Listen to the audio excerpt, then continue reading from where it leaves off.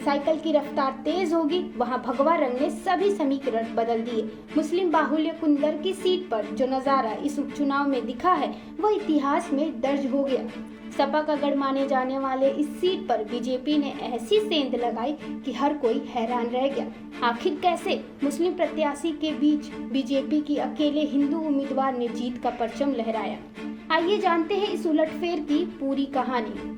मुरादाबाद की कुंदरकी विधानसभा सीट पर हुए उपचुनाव के नतीजे ने राजनीतिक हलकों में हड़कंप मचा दिया है। मुस्लिम बाहुल्य इस सीट पर बीजेपी के हिंदू प्रत्याशी रामवीर ठाकुर ने 1,28,249 वोटों की बढ़त के साथ धमाकेदार जीत हासिल की है। वहीं सपा के दिग्गज नेता हाजी मोहम्मद रिजवान को हार का सामना करना पड़ा। आपको बता दें कि यह सीट 1993 से बीजेपी की पहुंच से बाहर थी और सपा का गढ़ मानी जाती थी, लेकिन इस बार नतीजे ने सपा के किले को धाराशाही कर दिया। सवाल उठ रहे हैं कि क्या मुस्लिम वोटों के बंटवारे और सीएम योगी आदित्यनाथ के आक्रामक प्रचार ने बीजेपी को जीत दिलाई। सपा के हाजी मोहम्मद रिजवान, जिनका 40 वर्षों का राजनीतिक अनुभव है, इस बार सबसे मजबूत उम्मीदवार माने जा रहे थे।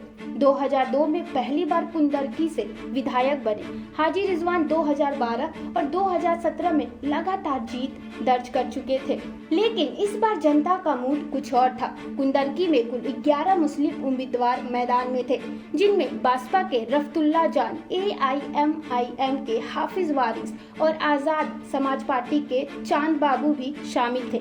माना जा रहा है कि इन सभी के बीच मुस्लिम वोटर बट गए, जिससे सीधा फायदा बीजेपी को मिला। मुख्यमंत्री योगी आदित्यनाथ ने खुद कुंदरकी में प्रचार की कमान संभाली थी।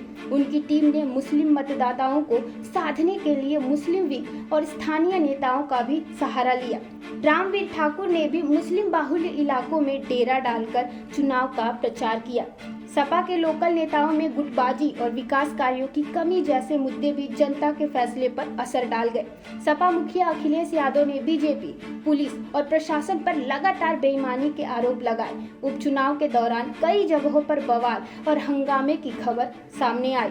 हाजी रिजवान ने हार के बाद कहा, चुनाव में धांधली हुई है, सरकार ने वोट ही नहीं पड़ने दिया, अल्पसंख्यक इस सरकार से असुरक्षित है, कुंदरकी में चुनाव फिर से कराया जाए। गौरतलब है कि इस बार के यूपी उपचुनाव में कुंदरकी में सबसे ज्यादा यानी 57.7% मतदान हुआ। बीजेपी की ओर से यह सीट खास रणनीति के तहत लड़ी गई और नतीजों ने दिखा दिया कि उनकी रणनीति कामयाब रही।